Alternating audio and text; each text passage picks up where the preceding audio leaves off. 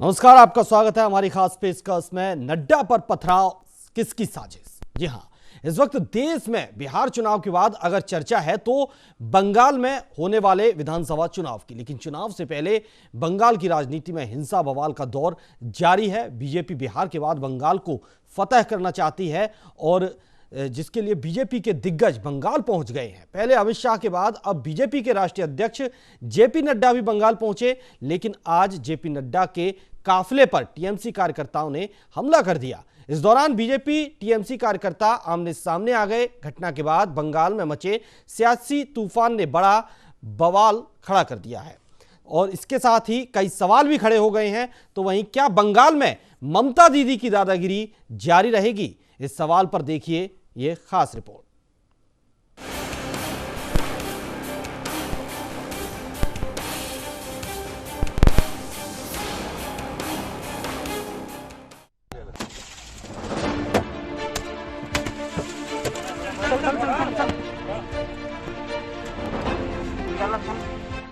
बंगाल की राजनीति में हिंसा का नाम नया नहीं है।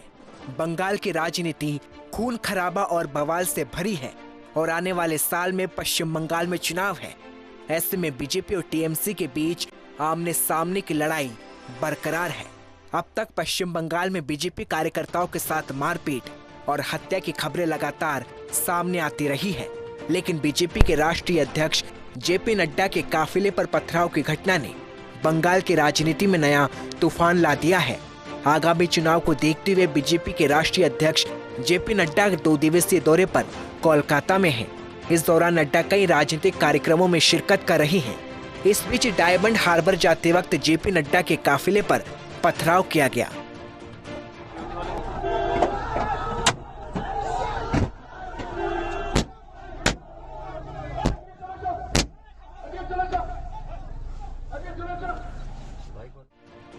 वहीं बीजेपी नेता कैलाश विजयवर्गीय की कार पर भी पथराव किया गया।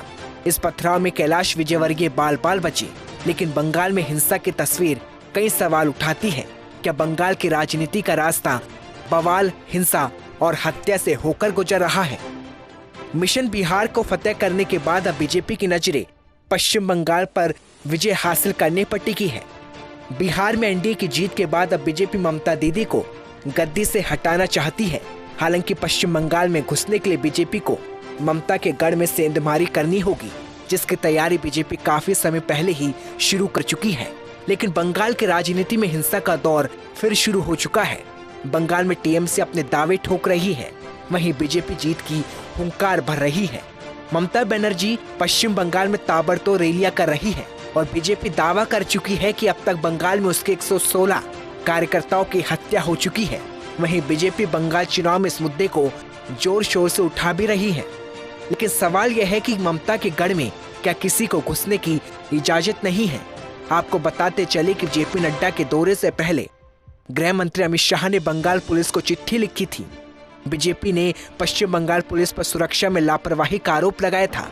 लेकिन अब खबर आ रही है कि गृह मंत्री अमित शाह ने पश्चिम बंगाल पुलिस से बीजेपी के आरोप पर जवाब मांगा है।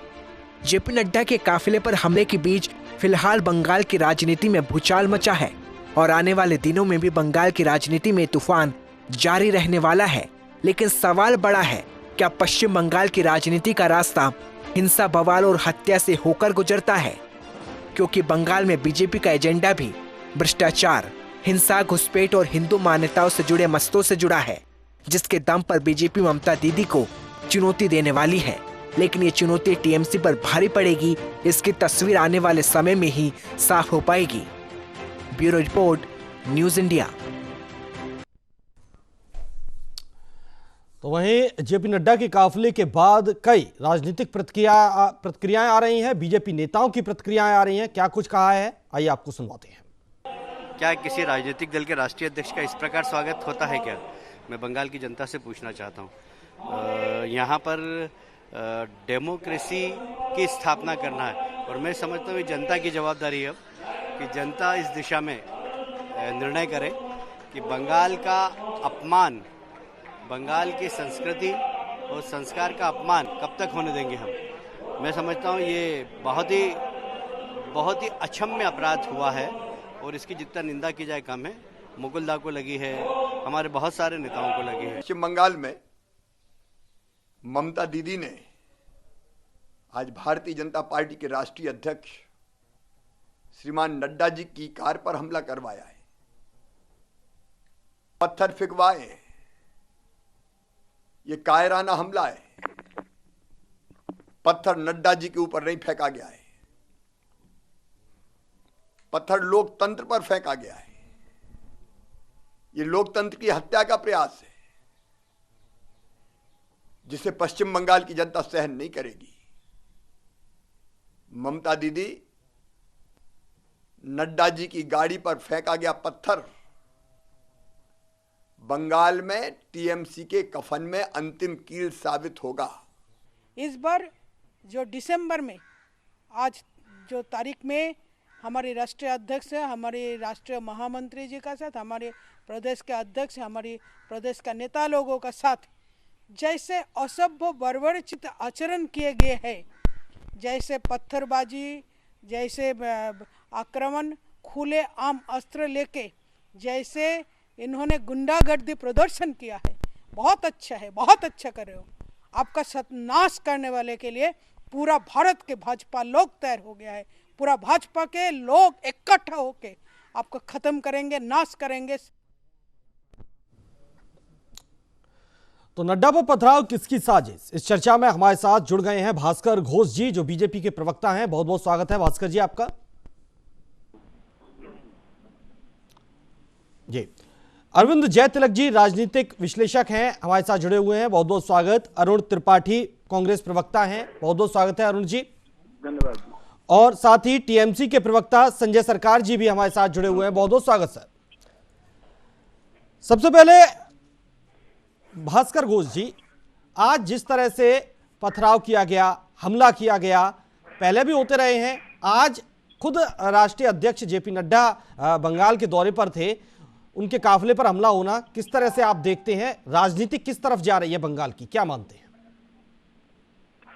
देखिए, मैं बहुत दुखद दिन है आज, बहुत दुखद दिन हर बंगाली के लिए आज सबसे बड़ा दर्दनाक और शर्मनाक दिन है कि आज हमारे जो बंगाल को हम कहते हैं कि कल्चरल कैपिटल ऑफ इंडिया, यानी भारत का धरोहर, कल्चरल धरोहर का कैपिटल है, आज शर्म से हमारा सर झुक गया है।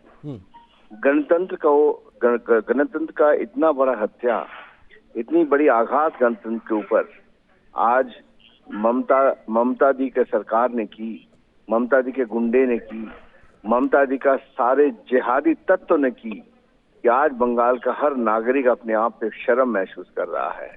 आप सोचिए, विश्व का सबसे बड़ा राजनीतिक पार्टी, भारत का सबसे बड़ा राजनीतिक पार्टी, उनके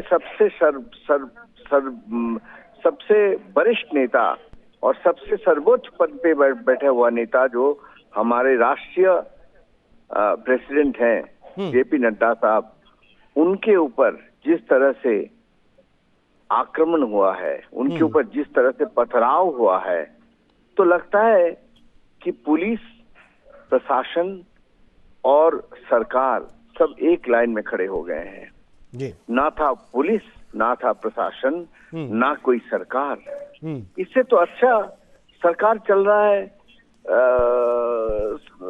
अफ्रीकन कंट्री के ऊपर, इससे तो सरकार अच्छी चल रही है गिनी पे, इससे तो अच्छा सरकार चल रहा है अफगानिस्तान पे, इसमें तो अच्छा सरकार चल रहा है पाकिस्तान पे।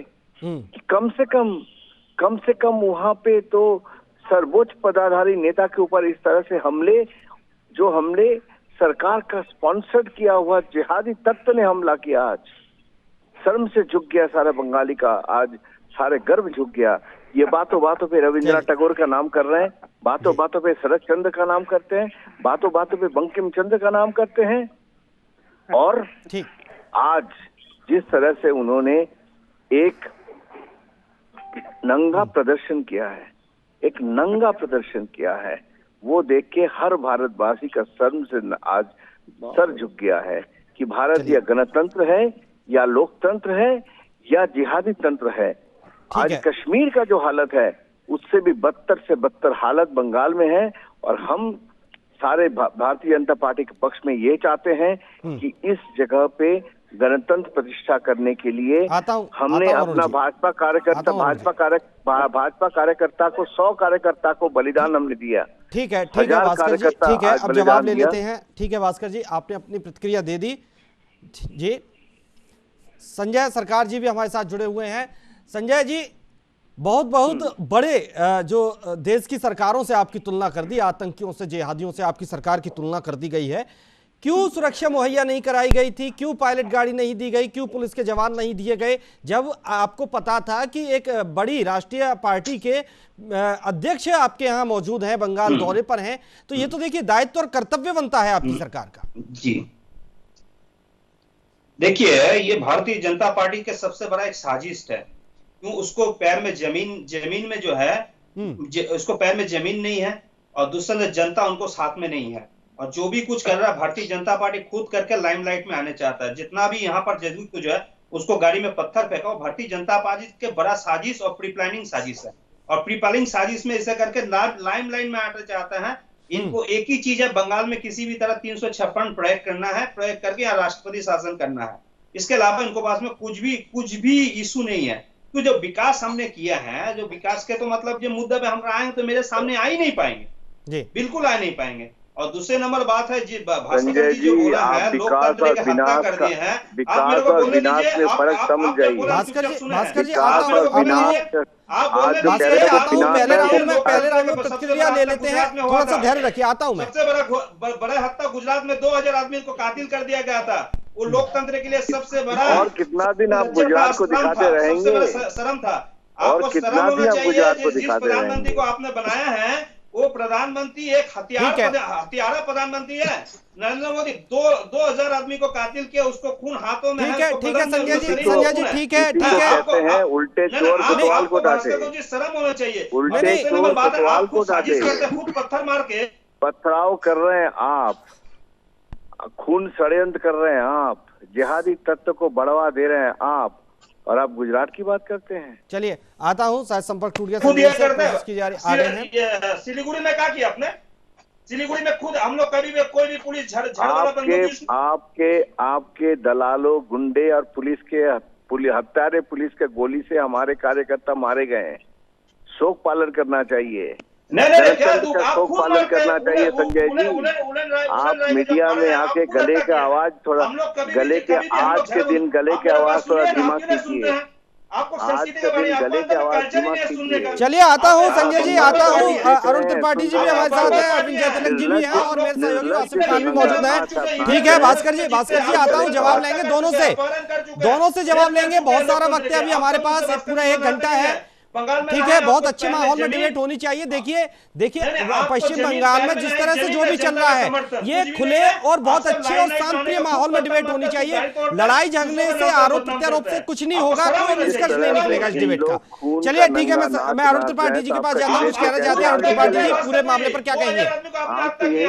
यूपी में हिंसा फसाद आपने किया, मध्य प्रदेश में आता हूँ संजय जी आता हूँ मैं, धैर्य रखिए थोड़ा। बड़े बात मत बोलिए, कुछ भी नहीं है, खुद हत्या करके दूसरे के नाम पे बोलते हैं। ठीक है, थोड़ा पेशेंस रखिए, आता हूँ, धैर्य रखिए संजय जी आता हूँ मैं आपके पास। 1 मिनट में खत्म कर देंगे। चलिए ठीक है। दिलीप घोष और मुकुल राय के 2 अरुण त्रिपाठी जी में लड़ाई होता है हमेशा। अरुण त्रिपाठी जी, रक्त रंजित हो रही है बंगाल की राजनीति। चलिए संजय जी मैं आता हूँ। संजय जी देखिए, इस तरह से डिबेट नहीं हो पाएगी, सबको मौका देना है मुझे। सबकी बात सुन लीजिए, सबकी राय सुन लीजिए। बॉर्डर सिक्योरिटी फोर्स है, आप वहां से सब आतंकवादी को भारत में घुसाते हैं। पुलवामा में कहां से आवाज नहीं पहुंच रही है संजय जी तक मेरी। भास्कर जी कहां से आ रहा है पुलवामा में? ठीक है, संजय जी की आवाज थोड़ी सी डाउन रखिए, शायद उनकी आवाज नहीं पहुंच रही है। जी अरुण जी ऊपर से आया है जी। देखिए भानु जी, सबसे पहले तो मैं भास्कर जी भी भारतीय जनता पार्टी के प्रवक्ता बैठे हैं, संजय जी दोनों को विनम्रता पूर्वक बोलूंगा कि डिबेट की मर्यादा बनाए रखें। जी बिल्कुल। आपको मर्यादा नहीं है, मर्यादा बनाने के लिए आपको मर्यादा है क्या? आप दोनों ग्रुप में, मुकुल राय और दिलीप घोष को ग्रुप में लड़ाई करता है, पत्थर फेंकता है, उसको गाड़ी में लाइमलाइट में आने के लिए। भानु जी इनका आवाज कम कराइए। संजय जी सुन लीजिए जी। बोलिए अरुण जी। देखिए, अभी भास्कर जी भारतीय जनता पार्टी के प्रवक्ता भी बोल रहे थे और संजय जी ने भी बोला कि किस प्रकार से वहां पर भारतीय जनता पार्टी ने अपने ही लोगों को खड़ा कर दिया था। ये उनका आरोप है, अब इसमें कितना सत्य है ये मुझे नहीं पता। उनका प्रदेश की सरकार के प्रतिनिधि हैं संजय जी, तो वो आक्षेप लगा रहे हैं।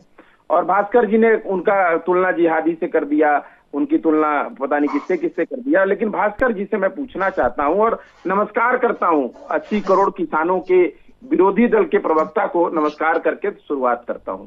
जो 80 करोड़ के किसान अन्नदाता सड़क पर हैं, वो इसी देश के हैं जिनको आप खालिस्तानी कहते थे, जिनको आप दलाल कहते थे। आज भारतीय जनता पार्टी बंगाल में गई, बंगाल की जो राज्य की सरकार है वो इसी देश की सरकार है, बंगाल इसी राज्य का, इसी देश का भाग है। आप उनको वहां जिहादी कर रहे हैं, वहां कुछ और कह रहे हैं।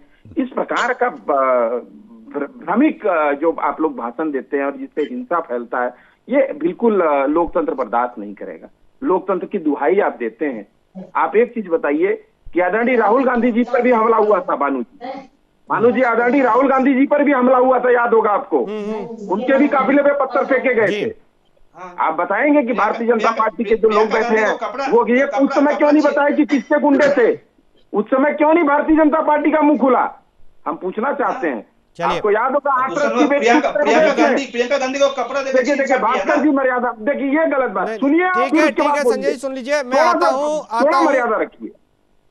देखिए हाथरस की बेटी का बलात्कार हुआ, उसके बाद जब हमारे नेता उत्तर प्रदेश जाकर के हाथरस की बेटी का दर्द साझा करने के लिए उसके परिवार से मिलना चाहते थे, तो उत्तर प्रदेश की पुलिस ने हमारे नेता को धक्का दिया। क्या उत्तर प्रदेश की पुलिस भारतीय जनता पार्टी का गुंडा थी? क्या उत्तर प्रदेश पुलिस योगी जी की गुंडा थी? बताइए भास्कर जी। चलिए ठीक है, जवाब लेंगे। ठीक है अरुण जी, ठीक है, राय ले लेते हैं। ठीक है, राजनीतिक विश्लेषक हमारे साथ है अरविंद जयतिलक जी, उनके पास भी जाऊंगा मैं। ठीक है अरुण जी, रोकूंगा यहाँ पर, मैं आपको जवाब लेता हूँ। इसका जवाब भास्कर जी ही देंगे, ठीक है, इसी पर चर्चा होगी। अरविंद जयतिलक जी, किस ओर जा रही है बंगाल की राजनीति? क्या यूं ही रक्त रंजित होती रहेगी, यूं ही खून फैलता रहेगा, लोगों की लाशें बिछती रहेंगी, इसी तरह से पथराव होगा, इसी तरह से दंगे होते रहेंगे?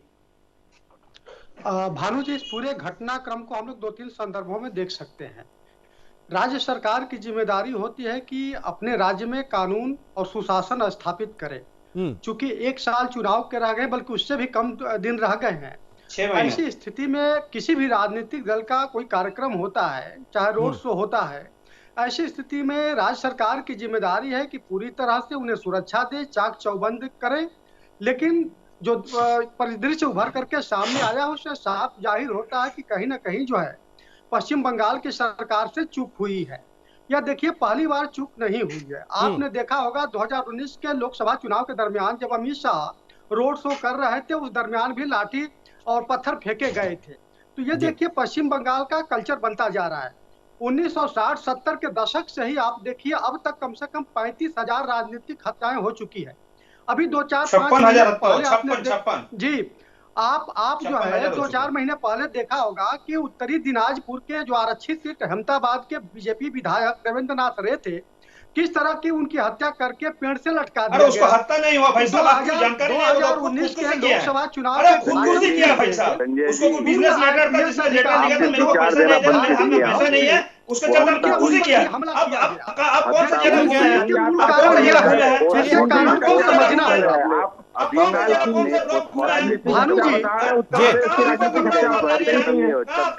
जी,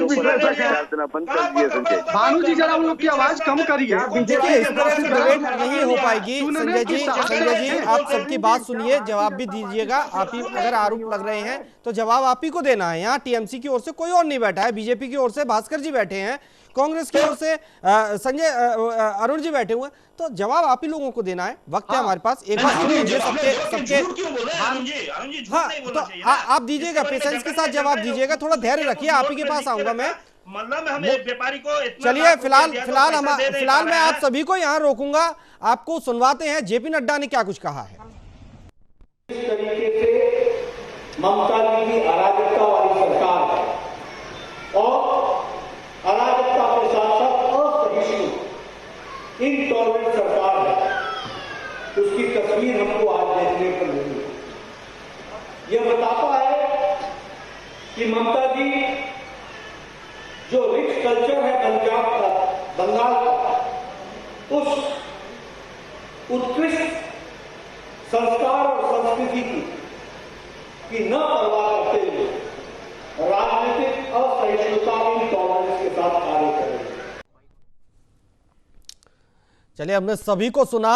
इस सभी पर अभी आगे भी चर्चा जारी रखेंगे। फिलहाल रुकेंगे एक छोटे से ब्रेक के लिए। ब्रेक का वक्त हो चला है।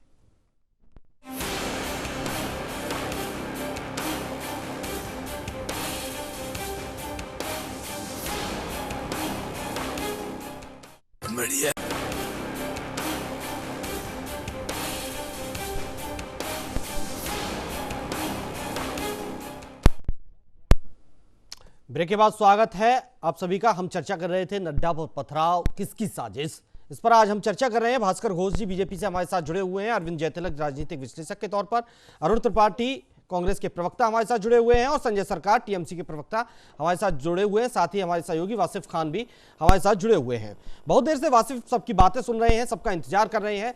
वासिफ, जिस तरह से बंगाल में जो पिछले कई दिनों से जो कुछ भी चल रहा है, इसको किस नजरिए से आप देख रहे हैं? क्या यही सब चुनावी मुद्दे होंगे? विकास के मुद्दे काफूर रहेंगे? किसी भी राज्य में आप देख लीजिए, चुनाव से पहले कुछ ना कुछ ऐसा जरूर होता है जिसमें एक या तो दंगा होगा या मारपीट होगी, पथराव होगा। ये अब चुनावों में आम बात हो गई है। पहले जब चुनाव होते थे तो मुद्दों पे होते थे, बेरोजगारी पे होते थे, शिक्षा पे होते थे, चिकित्सा व्यवस्था पे होते थे, स्वास्थ्य पे होते थे। लेकिन आजकल ये मुद्दे बहुत कम देखने को मिलते हैं। और अब जो हो रहा है, जो पश्चिम बंगाल में हो रहा है, जैसा अभी बीजेपी के अध्यक्ष जेपी नड्डा के ऊपर पथराव हुआ, ये जो अभी बीजेपी के नेता द्वारा कहा जा रहा था कि ये शर्मनाक है, ये बिल्कुल उतना ही शर्मनाक है जितना कि राहुल गांधी के ऊपर जो पथराव हुआ था उतना। ये दोनों बात, ये अपनी विचारधारा अलग हो सकती है, लेकिन सुरक्षा व्यवस्था जो है, कानून व्यवस्था जो है, वो सरकार की जिम्मेदारी होती है। आपके मतभेद हैं वो आप रखिए, आप चुनाव लड़िए, उन्हें भी लड़ने दीजिए, आपका भी उतना ही हक है, उनका भी उतना ही है। लेकिन आप किसी ऊपर पथराव अगर हो रहा है तो आप उस पर कानूनी कार्रवाई करिए, उनको पूरी सुरक्षा व्यवस्था दीजिए। इससे कोई खिलवाड़ नहीं होना चाहिए। बिल्कुल ठीक है वासिफ। भास्कर घोष जी, ममता बनर्जी मैदान में है, आज पिछले 10 दंगल लड़ने नहीं आया हूं, तो संजय जी को थोड़ा बोलिए कि अपना जो वॉल्यूम है वो तो नीचे बात करने, जनता को बेवकूफ बनाए, हमें बेवकूफ ना बनाए। सकारात्मक चर्चा होनी चाहिए भास्कर जी। भास्कर जी, बहुत ही सकारात्मक चर्चा होनी चाहिए। सभी से मेरा विनम्र अनुरोध है। देखिए, चर्चा का मतलब ये होता है ना 2 करोड़ आदमी को नौकरी दे पाया, ना 15 लाख आप दे पाए हैं। सुनिए, आज का मुद्दा नौकरी देने वाला नहीं है। ठीक है, आप दे नहीं पाए। यहाँ मुद्दा ये नहीं है, मुद्दा ये नहीं है। आज मुद्दा है कि आज जो कानून व्यवस्था, आपकी कानून व्यवस्था पर सवाल उठ रहा है संजय जी। अगर राज्य सरकार सुरक्षा नहीं दे पा रही है एक वीआईपी को, तो आम इंसान को क्या मिलता होगा सुरक्षा के नाम पर? ये मुद्दा है, इसका आपको जवाब देना है। आता हूं संजय जी में। भास्कर जी, आज 10 साल का रिपोर्ट कार्ड भी ममता बनर्जी पेश कर रही हैं। आप चुनावों में उतरे हुए हैं, ठीक है, आपका वोट प्रतिशत पिछले कई चुनावों में बढ़ा है, लेकिन पिछले 9 साल से आपका 4 से 40 तक पहुंच गया वोट प्रतिशत, ठीक है। लेकिन आज जो रिपोर्ट कार्ड पेश कर रही है ममता बनर्जी, उसके सामने आप किसको लाएंगे? आप किसको ममता बनर्जी के सामने उतार रहे हैं? आपका नेता कौन है?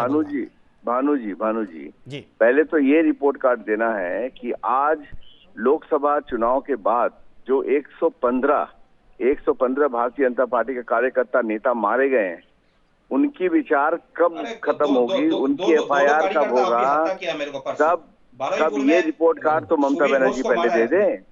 उसके पहले विकास का रिपोर्ट कार्ड दे रहे हैं, विनाश का रिपोर्ट कार्ड कौन देगा? आज जो विनाशकारी तत्व को ममता बनर्जी ने आज बंगाल का धरती पे इकट्ठा करके उसका आज आप उसका परिणति देखा कि जेपी नड्डा साहब जो हमारे राष्ट्रीय अध्यक्ष हैं, उनको भी बख्शा नहीं गया है।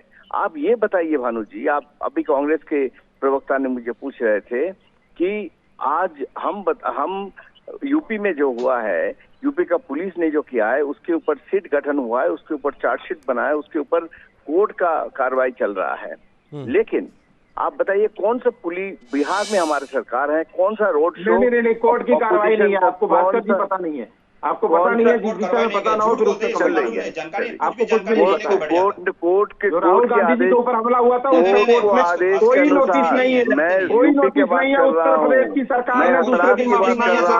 आपको ज्ञात होगा भानु जी, आपको ज्ञात होगा, बिल्कुल भास्कर जी को नहीं पता है। भानु जी, ये लोग बैठ करके बस झूठी अफवाहें फैलाते हैं, इनको कुछ भी नहीं पता है। जब पता नहीं है आपकी सरकार, मैं बता रहा हूँ कि आज बताइए कि बनारस में जब रोड शो होता है तो पथराव होता है कि नहीं होता है? बिहार में जब रोड शो होता है पथराव होता है कि नहीं होता है? उत्तर प्रदेश की पुलिस आप बताइए, आज राहुल गांधी रोड शो करने नहीं जा रहे थे। ठीक है अरुण जी, हाथरस की बेटी के अरुण जी, मुद्दा आज वो नहीं है, मुद्दा आज वो नहीं है। आपने बता दिया कि उसमें क्या है, आपने बता दिया। मैं आता हूँ आपके पास भी। मेरा पॉइंट सुनिए भानु जी, मेरा पॉइंट सुनिए आप, बिकॉज आप तो ममता बनर्जी का स्कोर कार्ड या रिपोर्ट कार्ड की बात कर रहे हैं। आज एक डीबीआई की प्रोटेक्शन नहीं हो रही, वीवीआईपी का प्रोटेक्शन नहीं हो पा रहा, तो आम जनता का क्या प्रोटेक्शन होगा? आप सोच लीजिए। भाई यही चीज आपको भी लागू होता है। आपको उलट दिया है, कहाँ आपको आज एक राज्यपाल का प्रोटेक्शन नहीं हो पाता है, आज एक राष्ट्रीय अध्यक्ष का प्रोटेक्शन नहीं हो पाता है। आज जो जेड कैटेगरी का जिसको सिक्योरिटी मिलता है उनकी प्रोटेक्शन नहीं हो पा रहे, तो हम यही चीज आपको भी खड़ा कर दिया गया, बताइए। चलिए ठीक है संजय जी, ठीक है भास्कर जी, रोकूंगा। संजय जी आपकी सरकार कहती है, आपकी पार्टी के नेता कहते हैं कि बाहरी लोग हैं, हिमाचल से आए हुए हैं जेपी नड्डा, बंगाल की कल्चर को, बंगाल की जमीन को क्या समझेंगे वो? तो क्या आपको लगता है कि वो जिस तरह से पिछले 9 साल में 4 से 40 पर पहुंच गई बीजेपी, और आप कह रहे हैं कि बाहरी लोग हैं, कई राज्यों में सरकार बना चुकी बीजेपी, और आप कह रहे हैं कि आपकी बंगाल के कल्चर को नहीं समझ पाएंगे, किस तरह से आप इसको रोकेंगे या यही कहते रहेंगे? रविंद्रनाथ टैगोर, काजी नजरुल इस्लाम और सत्यजीत रॉय, सत्येंद्रनाथ बोसु, जगदीश चंद्र बसु, विवेकानंद इसको कल्चर नहीं अपनाने श्यामा प्रसाद मुखर्जी का नाम लेना भूल गए शायद आप। नहीं, इन लोग श्यामा प्रसाद मुखर्जी का नाम इसलिए नहीं ले रहे हैं, ये बाहर से आता है सिर्फ गुंडागर्दी करने के लिए, गुंडागर्दी और श्यामा प्रसाद मुखर्जी तो नहीं थे ना? संजय जी इनका जीवनी अभी पढ़े नहीं है। बोमा मारता है, गोली करता है और आग लगा देता है। ये भारतीय जनता पार्टी हर रैली में करता है, ये आतंक मचाने के लिए नहीं। चलिए अगर ये ऐसा करते हैं, अगर ये ऐसा करते हैं संजय जी, अगर बीजेपी ऐसा करती है तो मैं आपको बता दूं कि 2014 में जो वोट फीसदी था, सुनिए संजय जी, बीजेपी का वोट प्रतिशत 2014 में 17% था, जो 2019 में 40% हो गया। मालूम है किसका वोट उसमें गया? मालूम है आपको? कम्युनिस्ट लोग का 36% वोट था। वो आप उसको रोक क्यों नहीं पाए? आप उनके वोट को अपने में शामिल क्यों नहीं कर पाए? ध्यान देना गुंडा लोग थे, वो भारतीय जनता पार्टी में आपको पता नहीं है, वहाँ जो हरमाद और गुंडा थे, 21 में पता चलेगा किसका वोट गया। हरमाद जो सीपीएम का था वो भारतीय जनता पार्टी में गया। वही लोग यहाँ पर गुंडा फसाद दंगा फसाद लागू कर दिया, चारों तरफ से चालू कर दिया है। तो संजय जी, जिस तरह से बीजेपी बढ़ती जा रही है, लगातार वोट प्रतिशत उसका बढ़ता जा रहा है, कैसे रोक पाएंगे आप? 4 से 40 पर आ गई 9 साल में। 2017 से 2019 में देखिए डबल का अंतर हो गया, 17 से 40। 2021 में सोचिए क्या होगा? नहीं, कम्युनिस्ट का वोट बैंक पोलराइजेशन होकर उनको तरफ गया है। कम्युनिस्ट का वोट बैंक जो है वो ये पोलराइजेशन हो गया। मेरा 2% वोट बारह है यहाँ पर। टीएमसी के नुमाइंदे हैं या सेफोलॉजिस्ट है, ये पूछिए पहले संजय जी को। ये आंकड़न जो दे रहे हैं वो आंकड़न कहाँ से देख रहे हैं? कहाँ जानकारी सब आप लेके बैठे हुए हैं? पोलराइजेशन हुआ है, कम्युनिस्ट और भारतीय जनता पार्टी एक हो गया है। ये लोग दिन में वाम करता है, रात में राम करता है। दिन में वाम, रात में राम, इनको यही पार्टी का कार्यक्रम यह है। और दूसरे नंबर बात है, बंगाल में हम जो विकास किया वो विकास के सामने भारतीय जनता पार्टी ना उसको पैर में जमीन है, ना वो जनता उसको समर्थन कर रहा है। तो लाइमलाइट में आने के लिए ठीक है अरुण पाटिल जी कुछ कह रहे हैं। अरुण जी कांग्रेस को कहाँ देखा जाए इन चुनावों में, क्योंकि मुख्य भूमिका में बीजेपी टीएमसी दिखाई दे रही है। कांग्रेस का स्टैंड क्या है बंगाल में?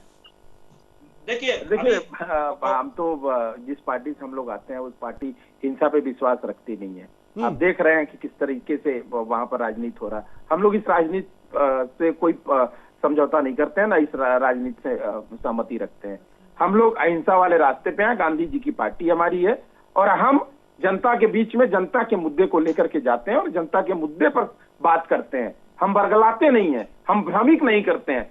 ये लोग भ्रम फैला करके टीएमसी के साथ जाएंगे, टीएमसी के साथ जाएंगे, गठबंधन करेंगे। घोष जी में अभी 50 साल की हिस्ट्री में 46,000 दंगे हुए हैं। अरे भाई क्यों इतना आतुर हो जाते कौन हैं? लेंगे? आप क्यों इतना आतुर हो जाते हैं? सुन तो लीजिए भास्कर जी, कौन से विकास किया हिंदुस्तान के अंदर? भास्कर जी, संजय जी, भास्कर जी, एक मिनट, 2-4 बातें हमें भी कह लेने दीजिए। 46,000 दंगे। अरे भैया हमें भी कह लेने दीजिए, हमें भी कह लेने दीजिए। भास्कर घोष जी, आप बंगाल से आते हैं, आप बंगाल से आते हैं, सुन तो लीजिए, आप बंगाल से आते हैं, आप बंगाली कम्युनिटी को बिलोंग करते हैं, आप भारतीय जनता पार्टी में हैं। भारतीय जनता पार्टी की एक मंत्री इमरती देवी है मध्य प्रदेश में, आप उनसे क्यों नहीं पूछते जब वो आप लोगों को कहती हैं कि नाचने गाने वाले हैं? भारतीय जनता पार्टी की मंत्री बनी है, आप उनसे एक बार पूछ तो लीजिए। आपके प्रभारी जो है कैलाश विजयवर्गीय जी, उनका बेटा सड़क पर पब्लिक को मारता है बैटों से, आप ये नहीं कहते कि वो गुंडा है? कहिए ना कि उनका बेटा गुंडा है, क्यों नहीं कहते आप लोग? वहां आप चुप हो जाते हैं, वहां भूल जाते हैं कि श्यामा प्रसाद मुखर्जी के विचारों वाली पार्टी आप है। आप भूल जाते हैं कि दूसरा कोई गुंडा कैसे आ गया। आपका गुंडा गुंडा नहीं है, दूसरा कोई अगर कुछ कह दे तो गुंडा हो जाता है। ऐसा क्यों? चलिए, आपकी विचारधारा कौन सी है? ये देश समझ नहीं पा रहा। आप बंगाल में जाकर के हिंसा कराते हैं और उसके बाद कहते हैं कि देखिए मेरे ऊपर हमला हो गया। आपको इस देश की जनता ने नकार दिया है। क्या लगता है अरुण जी, क्या लगता है ये हमला बीजेपी का प्रायोजित है? 50% महिलाएं नकार चुकी है। अरुण जी, बीजेपी का प्रायोजित महिला आपको हमला लगता है? मध्य प्रदेश में अभी अभी आपने अरे भैया सुन लीजिए, अरे भाई भास्कर जी देखिए, अगर इस प्रकार से डिबेट होगा तो मैं डिबेट छोड़ के जाऊंगा। और नहीं तो मैं फिर किसी को नहीं बोलने दूंगा। अरुण जी ठीक है, भास्कर जी सुन लीजिए, पेशेंस के साथ जवाब दीजिए, थोड़ा धैर्य रखिए, जवाब आप ही को देना है, आप ही पर आरोप लग रहे हैं, जवाब आप ही को देना है। आता हूं मैं जी। अरुण जी कम शब्दों में, डिबेट में नहीं अरुण जी अब कम शब्दों में, ठीक है अरुण जी, मैंने आपकी बात रख दी। भास्कर जी सुन रहे हैं ना आपकी बात? अब सुन रहे हैं ना? आप बोलिए। बीच में बोलते हैं ये लोग, बीच में इस तरीके से डिबेट होता है। चलिए ठीक है, मैंने बोल दिया ना। बात करते हैं भारतीय जनता पार्टी की, और थोड़ा सा भी इनके अंदर भारतीय जनता पार्टी के गुणे नहीं है। अटल जी की पार्टी है ये अटल जी की पार्टी है जिसके प्रवक्ता यहाँ बैठे हैं। अभी मोदी जी का पार्टी बना दिया इसने। हाँ बिल्कुल सही कह रहे हैं ये लोग। चलिए ठीक है, सुनते नहीं है अभी तक तो मैं संयम। अरे भैया सुन लीजिए। चलिए ठीक है अरुण जी, आप अपनी बात पर आइए। अरुण जी अपनी बात पर आइए, कम शब्दों में, वक्त की कमी है। देखिए ना भाई बीच में बोल रहे हैं, चुप रहिए, हम बोलेंगे अपनी बात। देखिए ऐसा है भास्कर जी, अभी अरविंद भाई भी बोल रहे थे, राजनीतिक विश्लेषक हैं, उन्होंने भी कहा कि वेस्ट बंगाल में राजनीतिक जो हत्याएं हुई हैं बहुत ज्यादा हुई हैं। अच्छी बात है, बहुत अच्छी बात है। उन्होंने भी कहा, अरविंद भाई से भी एक मेरा सवाल है कि अरविंद भाई आपको बस बंगाल ही दिखाई दे रहा है? उत्तर प्रदेश में भी राजनीतिक हत्याएं हो रही हैं, आप शायद वहां नहीं जाते हैं या वहां की न्यूज नहीं देखते हैं। वहां की भी खबरों का चर्चा किया करिए डिबेट में। एक तरफा बात करने से ये होगा कि आप राजनीतिक विश्लेषक कम, भारतीय जनता पार्टी के सहयोगी ज्यादा है। आप जब बात करते हैं राष्ट्रीय चैनल, चलिए ठीक है अरविंद जी ठीक है, हर राज्य की बातें करिए। ठीक है अरुण जी अरविंद जी से इस पर डिस्कशन करेंगे। अरविंद जय तिलक जी आपसे इस पर जवाब लेंगे, लेकिन फिलहाल रुकेंगे एक छोटे से ब्रेक के लिए। ब्रेक के बाद फौरन लौटेंगे, एक छोटा सा ब्रेक।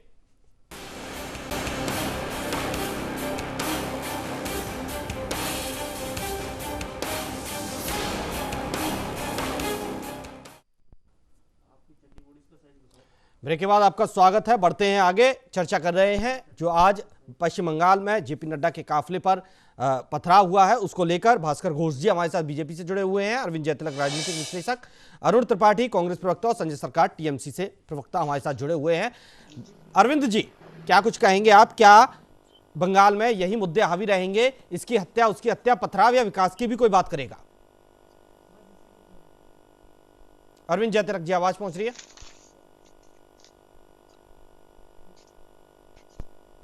चलिए साथ संपर्क नहीं हो पा रहा। अरुण त्रिपाठी जी ने भी उनसे सवाल किया है, जवाब देंगे अरविंद जी, लेकिन उससे पहले वासिफ, क्या पश्चिम बंगाल इसी तरह रक्त रंजित होता रहेगा, एक दूसरे पर आरोप लगते रहेंगे और आरोप भी ऐसे कि विकास की कोई बात ही नहीं कर रहा है, कहीं कोई बात नहीं हो रही है, हमले हो रहे हैं, दंगा हो रहा है, लड़ाई फसाद हो रही है और एक दूसरे को बस गिराने की कोशिश, और अब तो सेंध बीजेपी ममता के भतीजे के गढ़ में लगाने जा रही है? देखिए भानु जी, अब जो जेपी नड्डा के ऊपर जो हमला हुआ है, इससे मुझे नहीं लगता कि तृणमूल कांग्रेस को कहीं फायदा होने वाला है। ये कहीं ना कहीं ये बीजेपी के जो लोग अभी बीच में नाराज हैं या नाराज थे टिकट को लेके, या जो लोग अभी लगे हैं लाइन में, तो इससे उनमें एकता आएगी। वो एक भारतीय जनता पार्टी एक ऐसा संगठन है जिसका एक संगठन हमेशा 24 घंटे काम करता है, वो कभी आराम नहीं करता, सरकार हो तो भी, सरकार ना हो तो भी। तो अब वो जो और एक्टिव हो जाएंगे, एक्टिव रहते हैं वो परमानेंट एक्टिव रहते हैं, और भी एक्टिव होंगे और संगठित होंगे, इससे उनमें और जज्बा आएगा। तो ये कहीं ना कहीं तृणमूल कांग्रेस के नुकसानदेह साबित होगा। और दूसरी बात ये नुकसानदेह भारतीय जनता पार्टी का प्रवक्ता बन गया लगता है। ये नुकसानदेह इसलिए और भी साबित होगा, ये नुकसानदेह इसलिए भी साबित होगा क्योंकि राहुल गांधी बात करते हैं तो उनको लगता है कि उस पार्टी का प्रवक्ता बन गए। राहुल गांधी के ऊपर जो हमला हुआ वो भी उतना ही निंदनीय है जितना कि जेपी नड्डा के ऊपर हमला। चलिए ठीक है वासिफ, ठीक है। अरविंद जयतिलक जी, आवाज पहुंच रही है आप तक? नहीं पहुंच पा रही है, उनसे संपर्क करने की पूरी कोशिश कर रहे हैं। संजय सरकार जी, जिस तरह से आज बीजेपी आपके सामने बढ़ रही है, बीजेपी का रथ जो है वो आगे बढ़ता जा रहा है, किस तरह से रोकेंगे आप? क्या इसी तरह से हिंसा होती रहेगी, या जनता की भी बात करेगी आपकी पार्टी, विकास की भी बात करेगी आपकी पार्टी, या इसी तरह से? और फिर इतना गुस्सा किस बात का? बीजेपी आज अभिषेक बनर्जी के गढ़ में पहुंच गई है, इस बात का? वो कहीं भी पहुंच सकता है, उसमें कोई दिक्कत नहीं है अपना, ठीक है ना, वो कहीं भी पहुंच सकता है, उसमें हम लोग को कोई दिक्कत नहीं है, एक नंबर बात।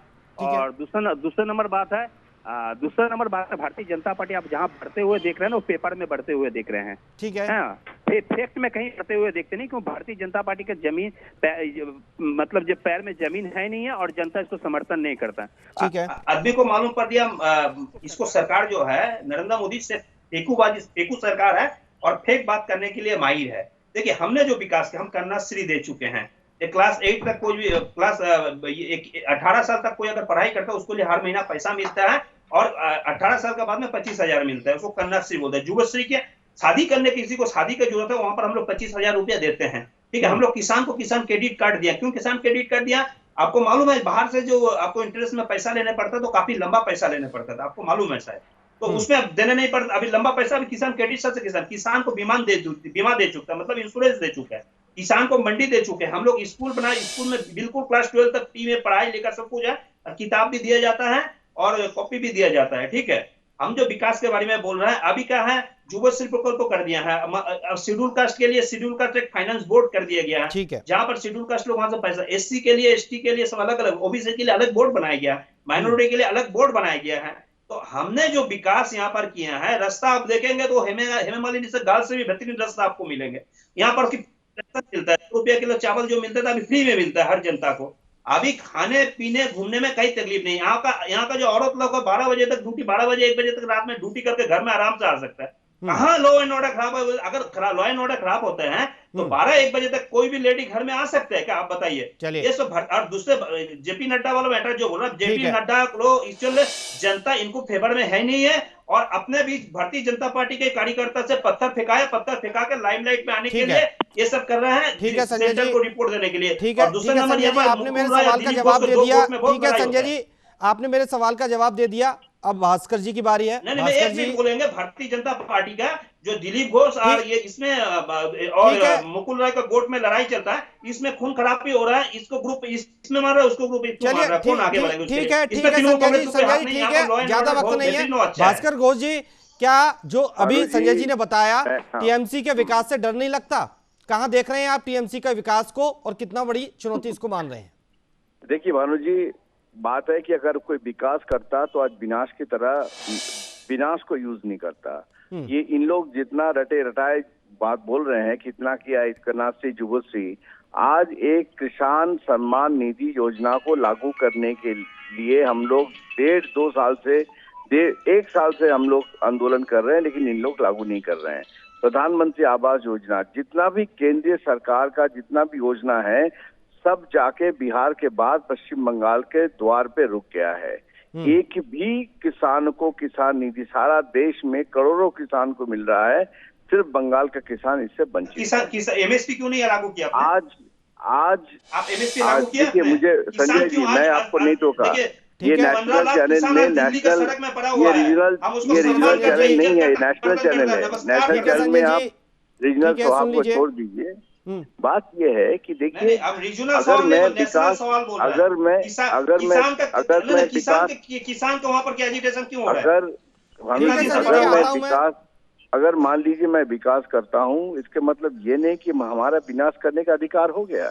आप जिस तरह से एक के बाद बम फैक्ट्री बंगाल में बन रहा है, जिसके बाद फेक नोट करेंसी का गाय तस्करी हो रहा है, जिस तरह से इन्फिल्ट्रेशन हो रहा है, जिस तरह से लॉ एंड ऑर्डर को धज्जी उड़ा जा रही है। जी, आपने किसने फैक्ट्री लगाया बंगाल में? केंद्र में तो सत्ता है, आपकी सरकार है आपकी। 6 साल में एक इंडस्ट्री नहीं लगा पाए। कितने फैक्ट्री लगाए? हमने कितनी फैक्ट्री गिनते आपको उम्र कट जाएगी। हमने कितनी फैक्ट्री गुजरात में लगाया, कितना फैक्ट्री एमपी में लगाया, कितना फैक्ट्री यूपी में लगाया।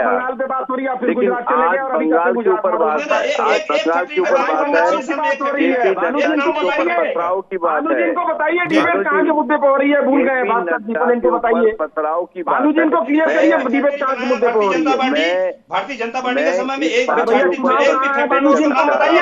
कि आज ठीक है, अगर जेपी नड्डा के ऊपर पथराव हुआ है, इसके ऊपर यह चर्चा हो रहा है। जिस दिन आप दूसरा चर्चा करेंगे तो मैं सारा स्टैटिस्टिक्स लेके आ चलिए ठीक है भास्कर जी, ठीक है संजय जी। बहुत देर से अरविंद जयतिलक जी संपर्क नहीं हो रहा था, संपर्क हो गया है अरविंद जयतिलक जी से। अरविंद जयतिलक जी, किस तरह से आप इस राजनीति को देख रहे हैं, क्योंकि विकास के मुद्दे यहाँ काफूर होते दिख रहे हैं, रक्त रंजित हो रही है, एक दूसरे पर दंगे फसाद पथराव यही चल रहा है। जनता की कौन सुनेगा? जनता किससे कहे अपनी?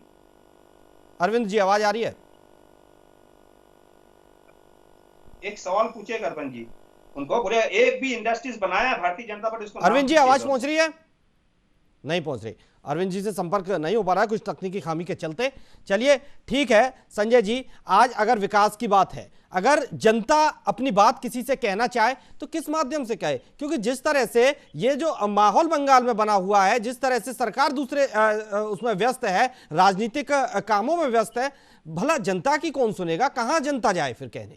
देखिए, जनता को घर घर हम लोग पहुंच रहे हैं, जनता को घर घर पहुंच रहे हैं। हम लोग सोए नहीं रहता है, जो अरुण जी को मालूम नहीं है। हम लोग 34 इयर्स का कम्युनिस्ट शासन को, रिजीम को जो है उसको हम लोग खत्म कर चुके। रेजिमेंट फोर्स को उखाड़ दिया है हम लोग, उखाड़ के फेंक के सत्ता में है। सन 77 से 2011 तक, जब हम लोग सत्ता आने के पहले तक 56,000 इंडस्ट्रीज कम्युनिस्ट लोग बंद कर दिया था। भारतीय जनता पार्टी जैसी स्थिति है वहां पर, ठीक है ना। भारतीय जनता पार्टी जो किया था वही किया था कम्युनिस्ट लोग ने, ठीक है। तो वहां से 56,000 फैक्ट्री बंद किया था। हम लोग धीरे धीरे स्मॉल से लेके मिडिल से लेके लार्ज स्केल धीरे फैल हम लोग आ रहे हैं। हम लोग किसान को ऊपर में ज्यादा हम लोग मेहनत किया है। और जो आप बोले ना सरकार कौन से बात सुनेंगे, हम लोग सरकार को घर तक पहुंच रहे हैं, ठीक है, द्वारे जनता को घर तक पहुंच रहा है, सरकार जनता को घर तक पहुंच रहा है, ठीक है। कौन से सरकार और जनता को घर में सरकार पहुंच रहा है। हम लोग बात सुनते हैं, इम्प्लीमेंट इमीडिएट करते हैं तुरंत। भानु जी, इसीलिए जब जेपी नड्डा जी भवानीपुर में कोई घर में जाना चाहता है तो इन लोग काला फ्लैग दिखाकर वहाँ पे क्यों नहीं दिखाएंगे, वहाँ पे काला फ्लैग दिखा के उनको रोक रहे हैं। बात इनको कहना है कि दुआरे सरकार यही जाएंगे, दुआरे और कोई सरकार नहीं जाएगा, क्योंकि इनका ये भय है कि अगर हम लोग क्योंकि हम लोग अगर घर घर जा करके सारा विकास की बात करें तो इनका विकास जो है वो लुढ़कते रहेगा। करेंगे आप मेरे से कॉन्टेस्ट करने के लिए तैयार हैं? भानु जी, भास्कर जी, आपके घर के सामने जो बूथ है उसमें हम आपसे कॉन्टेस्ट करेंगे। आप मेरे से बूथ में कॉन्टेस्ट करने आप कॉन्टेस्ट बूथ में करिए, कॉन्टेस्ट रास्ते में मत करिए। कुछ कह रहे हैं, शायद आवाज नहीं पहुंच रही, वो लोकतांत्रिक माध्यम से कॉन्टेस्ट कीजिए। भारतीय जनता पार्टी, चलिए अरुण जी अपनी बात रखिए। भानु जी, ऐसा है, ये दोनों लोग आपस में लड़ते रहे, ये उनके ऊपर आरोप लगाएंगे, वो इनके ऊपर आरोप लगाएंगे। मैं मानता हूँ भारतीय जनता पार्टी जो विकास के उसको संजय भाई थोड़ा सा शांत रहिए, सुन लीजिए, दूसरे को भी मौका दीजिए। और भी लोग पैनल में हैं, और भी लोग पैनल में हैं, सुनिए। बोलिए। देखिए, ऐसा है भानु जी की बिल्कुल राष्ट्रीय पार्टी होने के नाते आज नड्डा जी पे अगर हमला हुआ है तो उस हमला को निंदनीय घटना बताते हैं। ऐसी घटना नहीं होनी चाहिए, और वो भी एक राष्ट्रीय अध्यक्ष किसी दल के है अगर, तो उनकी सुरक्षा की समुचित व्यवस्था होनी चाहिए। राज्य और केंद्र सरकार दोनों की जिम्मेदारी है, ये बात मैं मानता हूँ। लेकिन मैं ये कहता हूँ, भास्कर जी बैठे हुए हैं, संजय भाई बैठे हुए हैं, सब बुद्धिमान लोग हैं, क्या इस प्रकार की राजनीति को लेकर के हम आगे अगर बढ़ेंगे तो इसकी गारंटी है कि आज नड्डा जी पे पत्थर फेंके गए हैं, कल को ये बड़े हादसे में भी तब्दील हो सकता है। क्या इसकी गारंटी कोई मतलब इसको कोई नकार सकता है? चलिए ठीक है, इसका जवाब अरविंद जयतिलक जी से ले लेते हैं। संपर्क हो गया। अरविंद जी, आवाज आ रही है ना? जी अरविंद जी, क्या कुछ कहेंगे आज बंगाल की राजनीति को देखते हुए?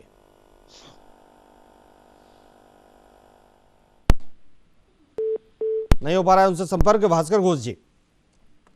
हाँ, अरुण जी की बात का जवाब दीजिए, आरोप लगा रहे हैं। मैं उनका बात का जवाब दे रहा हूँ। एक प्रश्न के 1971-72 जब अरुण जी की सरकार थी बंगाल में, तब जो नक्सल मूवमेंट हुआ था, तब जो हत्या लीला हुआ था, तब जो खून से रंगे हुए हाथ हुआ था, इसके बारे में अरुण जी का जवाब क्या है? वो बिल्कुल मैं जवाब दूंगा। बाद 50 साल जनता ने भानु जी, जो 50 साल आप पावर में नहीं आ पाए और आप मैं उसी का जवाब दे रहा हूँ। सुन तो लीजिए, आप लोग अगर उसका जवाब लेना चाहते हैं तो सुन लीजिए भास्कर जी। छत्तीसगढ़ में आपकी सरकार थी और रमन जी मुख्यमंत्री थे। आपको ज्ञात होगा भानु जी कि हमारी पार्टी के एक नहीं 1 दर्जन शीर्ष नेतृत्व के ऊपर नक्सलाइटों ने हमला किया, उसमें शहीद हुए। आखिरकार ये किसकी जिम्मेदारी थी? क्या राज्य सरकार की जिम्मेदारी नहीं थी? वो क्या रमन सरकार की जिम्मेदारी नहीं थी? चलिए ठीक है अरुण जी, भास्कर जी, ठीक है। इस मुद्दे पर फिर भी हम आगे भी चर्चा करते रहेंगे। ठीक है अरुण जी, हम आगे भी चर्चा करेंगे, लेकिन फिलहाल वक्त इजाजत नहीं दे रहा चर्चा को आगे बढ़ाने के लिए। बहुत बहुत शुक्रिया आप सभी का हमारे साथ जुड़ने के लिए, बहुत बहुत धन्यवाद। तो बंगाल की राजनीति रक्त रंजित होती जा रही है। एक के बाद एक हमले होते हैं, हत्याएं होती हैं, राजनीतिक हत्याएं, लेकिन विकास के मुद्दे काफूर रहते हैं। आखिर इन चुनावों का एजेंडा क्या होगा, यह भी देखने वाली बात होगी। फिलहाल इस चर्चा में इतना ही, दीजिए इजाजत, नमस्कार।